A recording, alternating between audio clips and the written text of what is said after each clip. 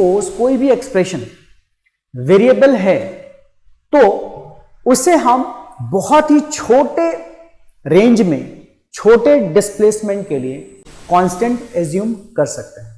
ठीक है, तो मान लेते हैं कि एक कंजर्वेटिव वेरिएबल फोर्स है, एक पार्टिकल को के डायरेक्शन में, अपने ही डायरेक्शन में पार्टिकल को एक जगह से दूसरी जगह, है ना, इतना, ये हमारा क्या हो गया, डिस्प्लेसमेंट हो गया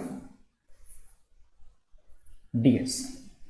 तो पार्टिकल इनिशियली यहां था, अब पार्टिकल यहां गया और फोर्स इस डायरेक्शन में लग रहा है और डिस्प्लेसमेंट भी एग्जैक्टली इसी डायरेक्शन में हो रहा है।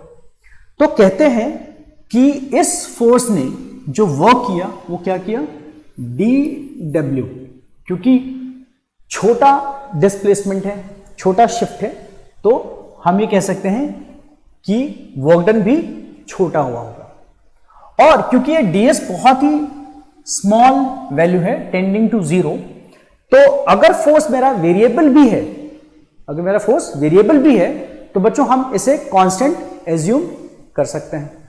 ठीक है जी।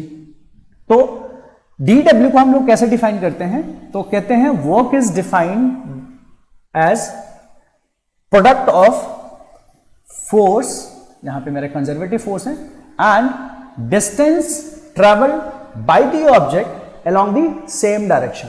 तो यहां पे डिस्टेंस कितना ट्रेवल हुआ है, ds। तो फोर्स, कंजर्वेटिव फोर्स का जो मैग्नीट्यूड होगा इनटू डिस्टेंस, ये हमने लिख दिया dw। तो वर्क डन ऐसे डिफाइन